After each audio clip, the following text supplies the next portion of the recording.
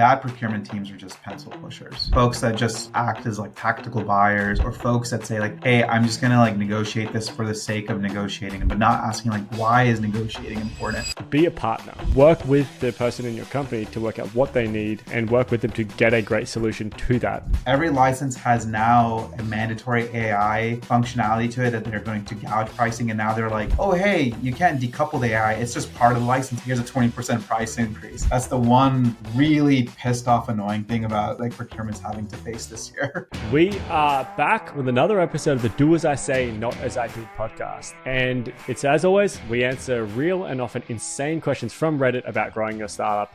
And today is particularly unique because we're joined by someone from Reddit, or at least was from Reddit. So today we're joined by Omar Ghani, a visionary leader in strategic sourcing and procurement transformation. Omar has a fucking wild career. He was the head of procurement operations at Lyft. He was the director of strategic sourcing and procurement at Reddit, where he saved over $90 million in 2 years, which is crazy. And now he's the director of procurement and strategy at Pinterest, plus a ton of other insane shit. But like, just, you know, Lyft, Reddit, Pinterest, like Omar is going for the career grand slam, it feels, and hitting every big tech on the way. But let's jump into it. Welcome, man. Thanks so much for coming on.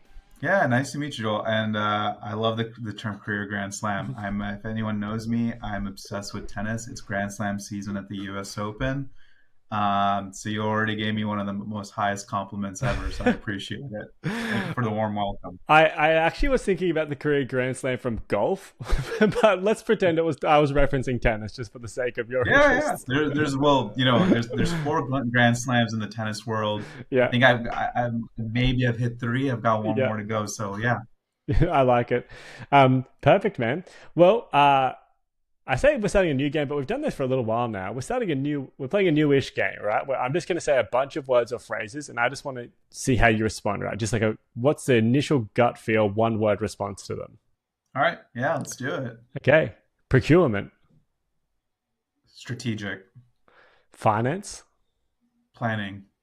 Runway. Optimism. Not what I think a founder would have said. Love it. Yeah. Risk. Necessary. Legal. Required. And M&A. Smoke and mirror.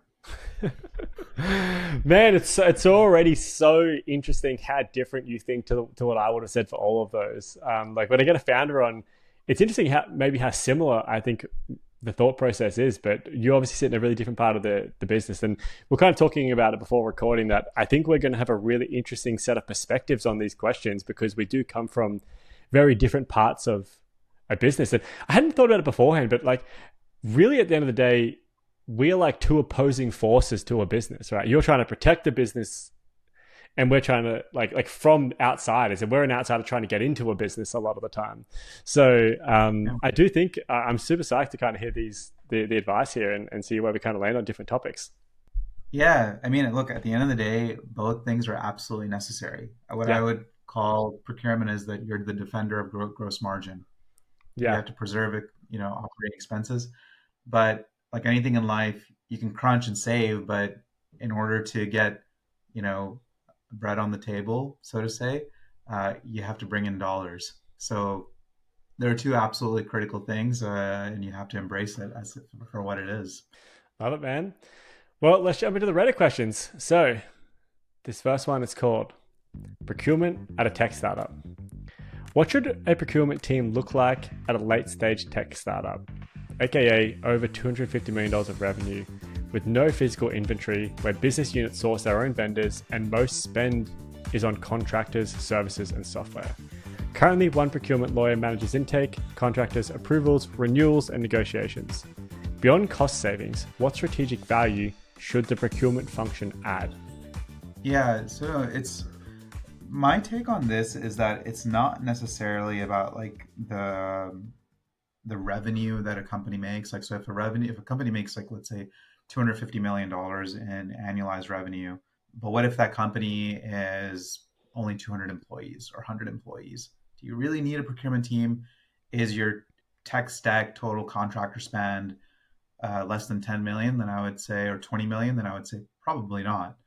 And so I think the question that you should be asking yourself is, what is my addressable outside, managed spend as a company? And is it to the point where it needs to be effectively managed?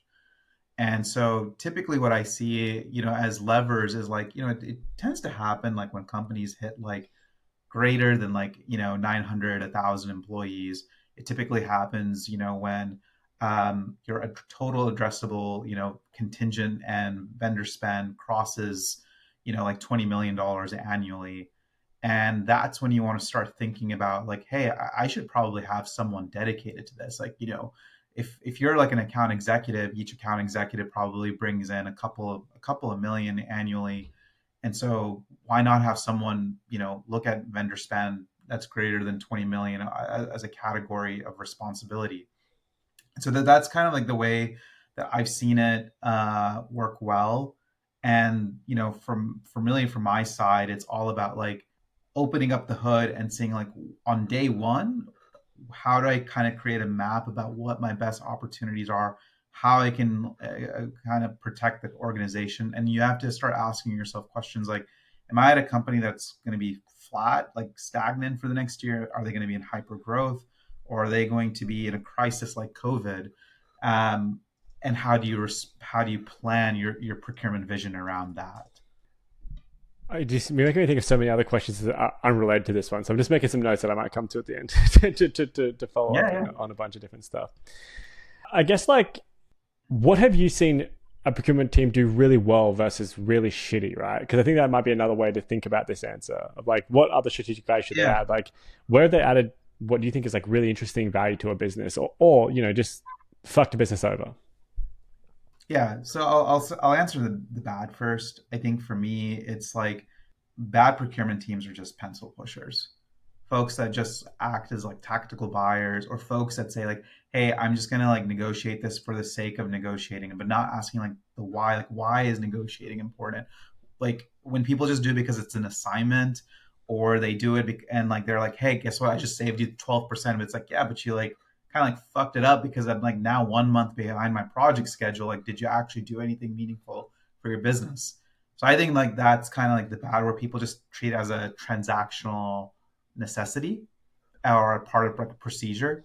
Where I see it be good is where you come in as a thought partner, where you actually go to your stakeholders, to your business partners, and say, "Hey, I'm not gonna like ultimately tell you what you need to do. I'm going to counsel you about what I see, what is your bandwidth, about areas that I can help provide strategic vision of doing either cost damage control or cutting certain expenses where you can redeploy those expenses."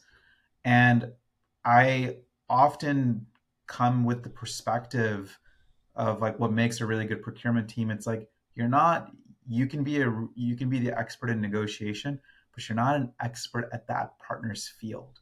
Hmm. And so you have to actually bring in that partner and be like, I'm in this ride with you. Honestly, you're if you, well, I'm only going to win if you win.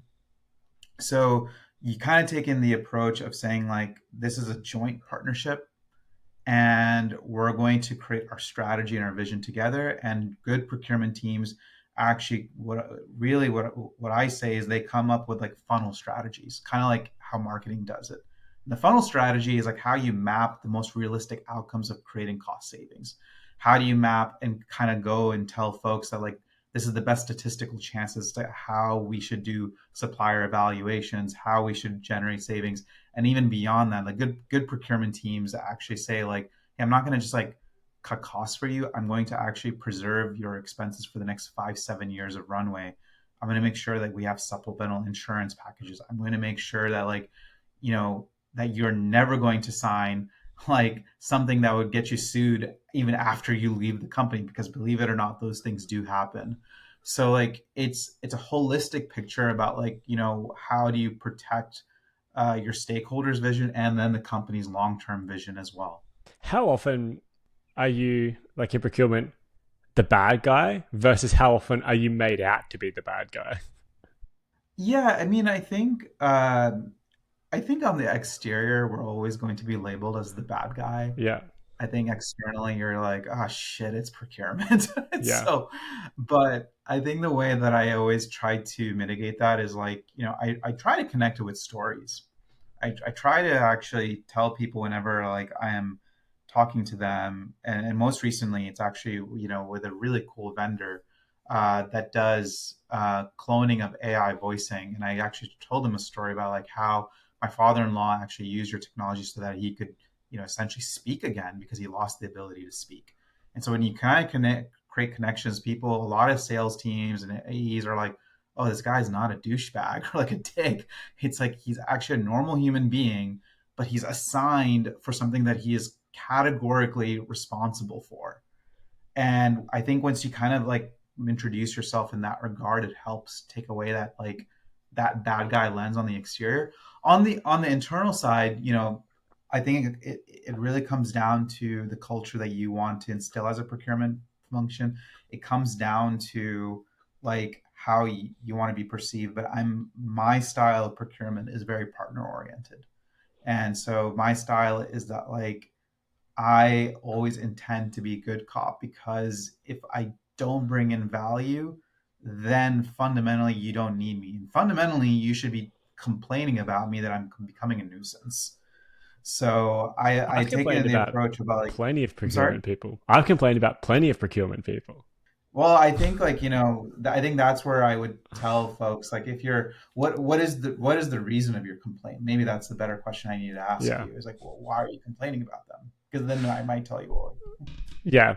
Well, I mean, like one story just comes to mind, which is it was one of our first big contracts. And when a big contract for us at the time was like $80,000. And it was so important to us. And if we didn't win this $80,000, we were so fucked. yes. And the customer was just like, we're in. We need you. Let's fucking go for it.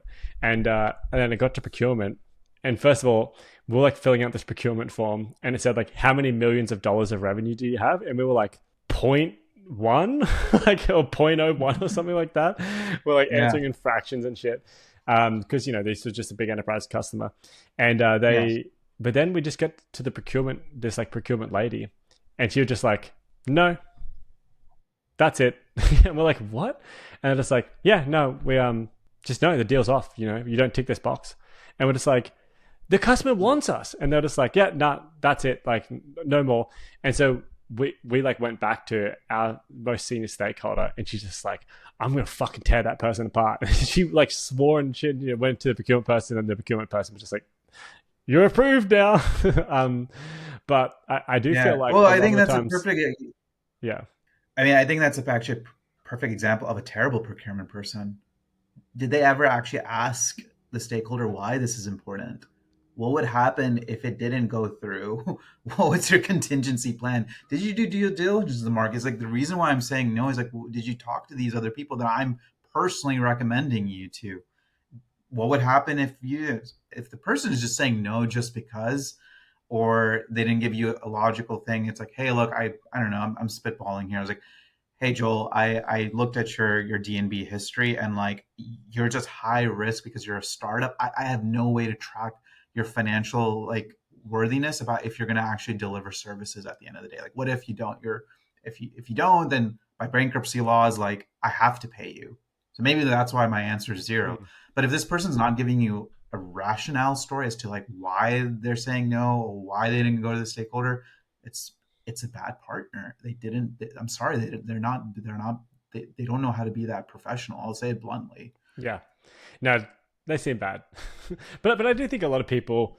I mean, I think I've met I've never met a procurement person like you that I've come across in my time getting procured. But yeah, I mean, if we bring this question to a close, procurement at a tech startup, how does a procurement team add value? What strategic value should they add? And this question was by KJ594. The answer is, my summary of your answer, Emma, is be a partner. Work with the person in your company to work out what they need, and work with them to get a great solution to that. Don't just go in and negotiate for the sake of negotiating, because that's not what the job is.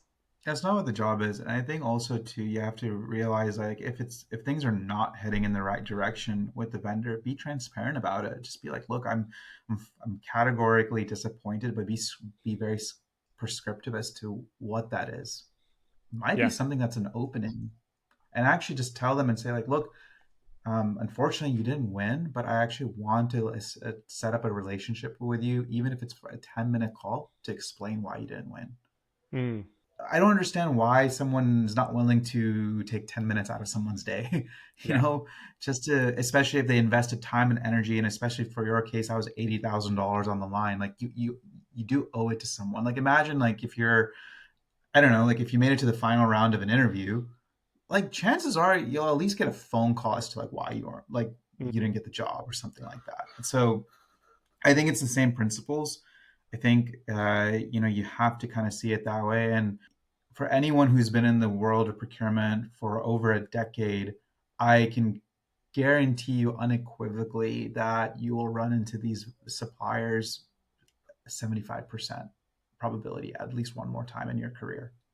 Mm. So do you True. really want to do behave that way? And I actually would ask you that.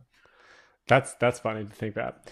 All right, well, we'll wrap that one up and we'll move on to the next question. So, this is actually a completely random question. It's actually something that I feel like I want to ask a procurement person. And so, this question is from me. So, how can startups work with or get around procurement? And just for context, every time we're looking at a new market for my company or a new product or selling into something, we always ask, as much as we can, what is the procurement threshold? And then coincidentally enough, our price point is $1,000 less than the procurement threshold because we just find it so hard to work with procurement. But say we are, getting bigger contracts, how can you effectively work with procurement? Like what does procurement need to see? Like what makes something an easy yes a lot of the time? Like there's probably ways I'm working against myself that I just don't realize. Yeah, yeah, absolutely. So I'm going to assume that your question is in the lens of like where you're someone in sales or you're like the CEO and now you're like, oh shit, like now it's I gotta go to procurement. Yeah. So I would say more than 95% of the time, the salespeople fail to do this, and this is what causes them to get screwed over by procurement. All you have to simply do is just like, hey, by the way, nice to meet you. I've been in this discussion with your stakeholder for X number of weeks. We actually may have gone through an evaluation process. And this is where we started in our pricing. This is where we landed in our how we positioned our discount, why we gave you this discount, and how your stakeholder felt about the pricing emotionally. So you at least give the procurement team context. I was like, okay, this is not ground zero. And if it is a ground zero thing, to like, hey, it's nice to meet you transparently. This is like week number 2. This is we put our best foot forward, and this is why we felt that this was a compelling price because you guys are like, and we given your company, we think that this is going to be such a powerful logo. We priced it this way. We did this. Tell a story. Tell a story how you got there. If you don't tell a story how you got there, you are going to get fucked because there's going to be a procurement person that's going to assume to start from ground zero and then it's going to somehow convince a stakeholder, which I have done plenty of times where I'm like, look, I looked at their I looked at their financials. I'm going to assume in this industry that they make a gross margin of like 90% on the SaaS product. Therefore, I'm going to hammer them like 40% off. And I'm not going to budge until we get there because I'm going to convince you otherwise. So So I what think is what you need to, procurement like looking at? Like what are like you you've got someone in your company and they're saying we want this thing, and then I'm this thing, right? And you're reviewing my company. What are the check boxes that you're marking against? Like what are the things that you're actually trying to review? yeah. So, I mean, I'm going to assume that you're a startup, so you're not a publicly Yeah, traded startup. company. But I will typically look at your peers that are publicly traded. I will look at what their gross margin is. I will look at their 10Ks. I will look at their quarterly earnings, and then I will try to stitch together a story about what would it have been if this is in the space of a startup from a margin standpoint. I then, will go to forums, whether if it's, G2, Capterra, to understand like, okay, what is the general pricing profile of like these areas? And it gives me at least a baseline lens about like, okay, are they in the range of what is normal? Are they far out there? Or are they lowballing us? Like I kind of try to drill into like the whys, and then I kind of then like take it a step further where I'm like, okay, like where are they located? what's the value of their employees, like how do they price it, what type of real estate do they have, because like that tells me a lot about their margin and things like that. So I kind of get into a very investigative space as to why they price things in such a way. And ultimately, you know, I think everyone has like a different like rule of playbook, you know, but the way that I've been trained in my life is like always ensure that there's a level of fairness where the supplier makes some profit. And the way that I kind of work backwards is like, I just want the vendor to make a 15% margin or less. If they're trying to go for more, then it's fair game for negotiation. And it's all going to be subject to how they feel, how we negotiate, how both of us walk away happy. Sometimes the vendor will make more, sometimes they'll make less. But I'm always going to like make an assumption calculation where they at least walk away with 15%. So is the majority of your review just around trying to work out if the product is priced fairly? No, not at all. I think that is perceived, and it's unfortunately, it's the way that most procurement teams are graded. But you know, in reality, as like a procurement leader, we tell our teams like, hey, like look at the indemnity paragraphs, look at term lengths, you know, look at who owns the data if it's a software company, what like if it has AI usage, do we have dictation of like the AI rights? Or do they like, you know, these are all really important conversations that are now happening in the marketplace to essentially protect an organization's reputation. So we take a look at a lot of those things. We also take a look about like, okay, well, what would happen in future cases? Like, how do we negotiate cap clauses? How do we negotiate the rights of audit if the relationship really balloons? You know, I also take a look at strategically about like, okay, like, is this the right time to close the deal? Is it the vendor's fiscal year end, quarterly year end? All of those things. So it's a combination of cash, but it's also in alignment of like, what do we need? When do we need it? Can they guarantee a delivery against that window? Can we negotiate milestone payments? Can we negotiate like, hey, look, I'll commit to this, but I'm not going to commit to the other thing until 6 months later. But I'll pre put it in the order form just to preserve cash. So it's a variety of different things. Okay. Yeah, because I guess like when the feeling I get when I'm going up against procurement is that the procurement has a remit to like don't ever acquire anything unless you really have to. So it feels like they're Yeah. often starting from the perspective of no unless proven to yes. And I didn't even think that it was about price. I never thought we've actually never been negotiated on price before. Yeah. Now I think about it, and maybe that's just the industry I'm in, but it definitely feels like it's a huge risk protection game. So it's about like, Yeah. So can you deliver the contract? Where is your data stored? Um, and processed, and what's your team look like? yeah. So unfortunately, you know, your company is in the space of ed tech, correct? Yeah, So this is the crappy reality. So like a lot of there's different buckets of like spend under management. And there's G&A, there's marketing and sales, there's R&D and engineering. G&A is often the function where it's shitted on the most, where they usually have flat budgets or cut budgets, or like, you know, things that make like spending on anything net new harder and harder. So especially in your area, it's a large part of like the procurement person always has to ask like, is this absolutely necessary for your budget, because you already have a limited budget from all the other functions. So that's why unfortunately you probably have experienced more of this. But what I will say is that it all comes down to like, again, like the mindset of the professional. And so if they do get this request, I think they need to be asking like the whys, like why is this the best ROI? Why is this so important for this company that it came to my desk for strategic review without me just saying no arbitrarily, you know? So I think that's, you know, just some lens.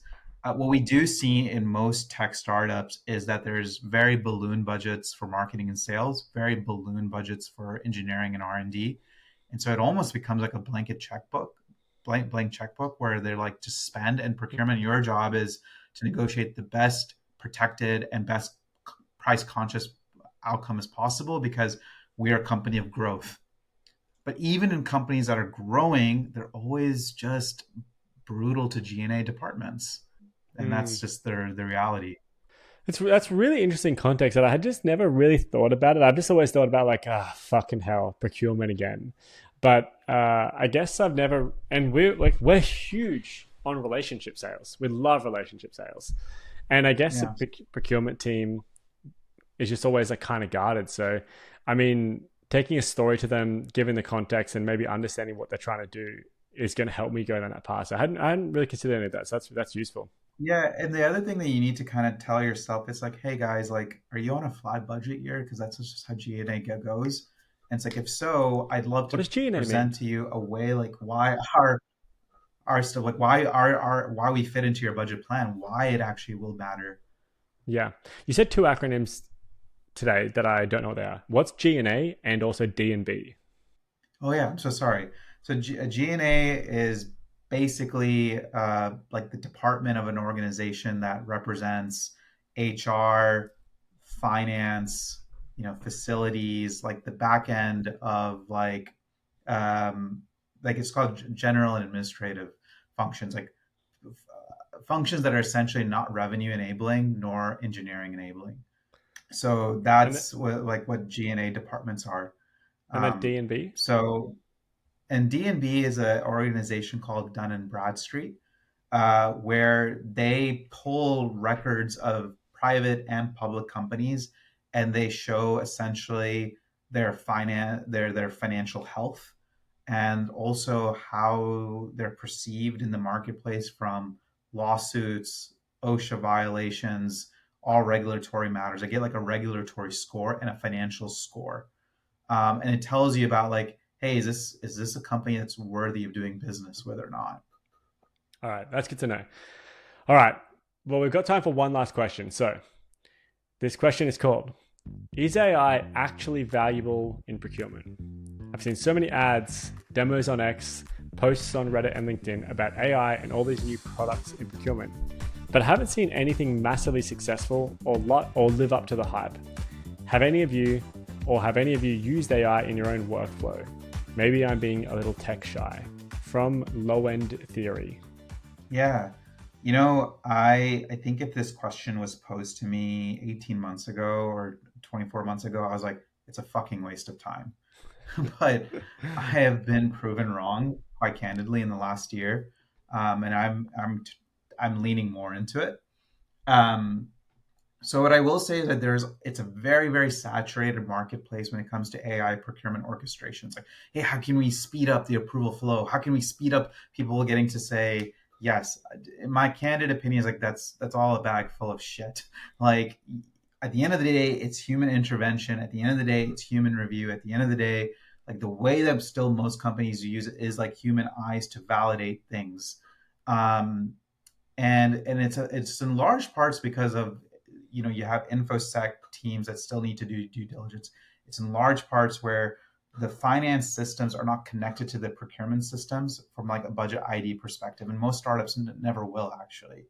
Majority won't. So like human intervention in the procurement flow process and getting AI embedded it's limited opportunity. They're going to sell you left and right, but in my opinion, not that valuable.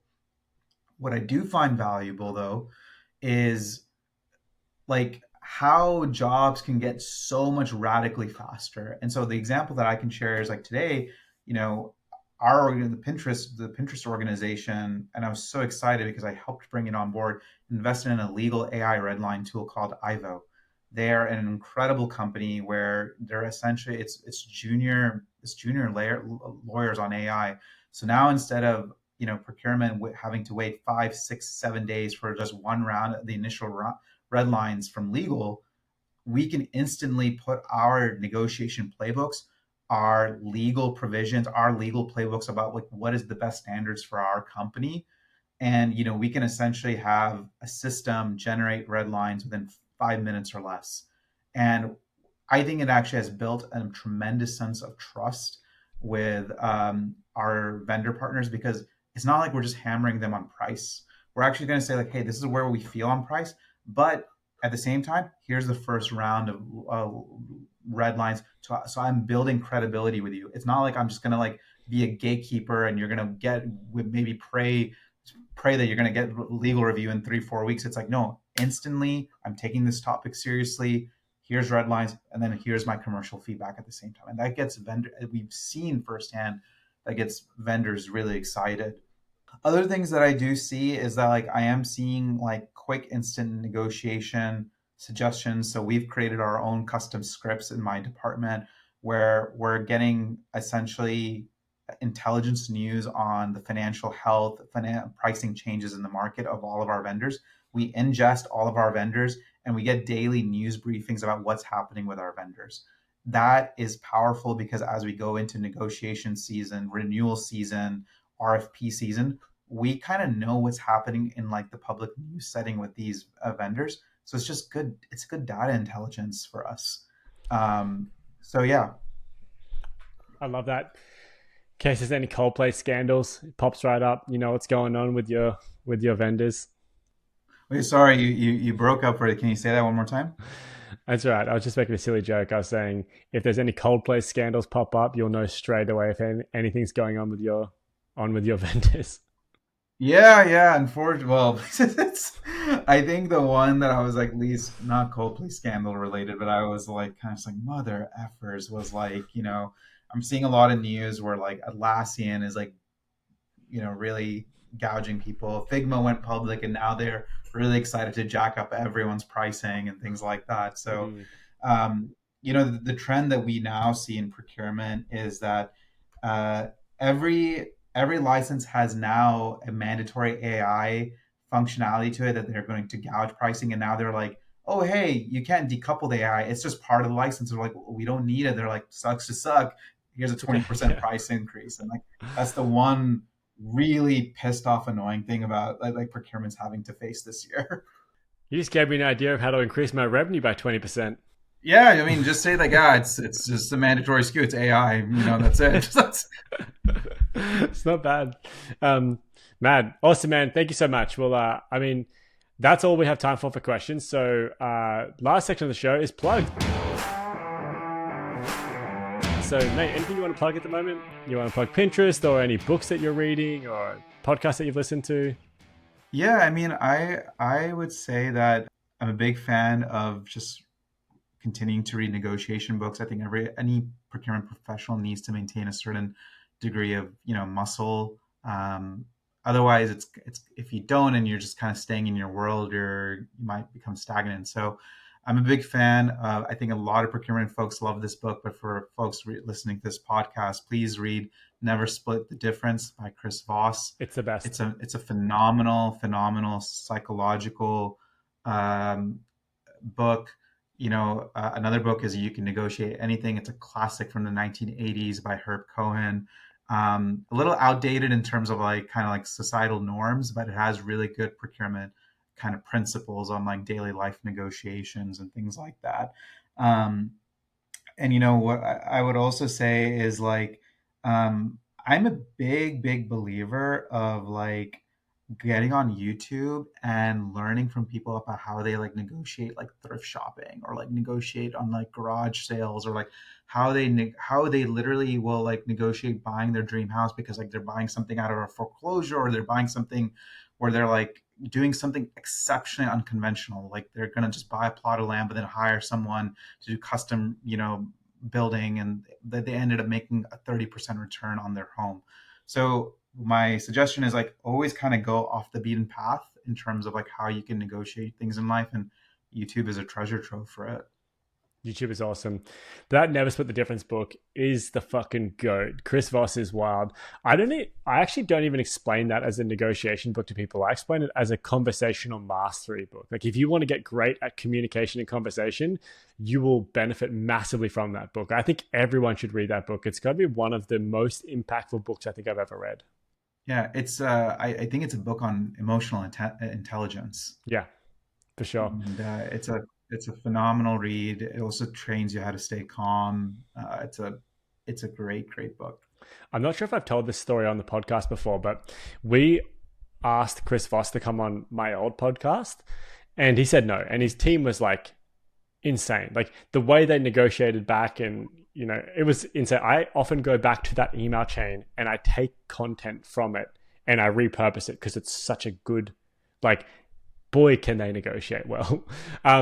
But we just kept asking. I think we pushed back on them like 15 times, and eventually we finally got him to record a podcast with us. So Chris is like the fucking, he's wild. So we negotiated Chris enough that it came on using his tactics, which was great. That, my friend, is a Grand Slam achievement right there. Yeah, that was great. With Chris Voss, the Chris Voss. Awesome. Well, hey, thanks so much for coming on. This has been a super fun episode and a super unique episode. We've never done one like this with such a strong industry discipline, and I think it's super valuable for the audience and a really different perspective to bring. Yeah, hey, Joel, really nice to meet you, and I'm looking forward to kind of listening to it again. And cheers, mate. It's a pleasure. If anytime you're in the Bay Area, please let me know. Amazing. Well, this has been another episode of the Do As I Say, Not As I Did podcast. We'll see you all next week.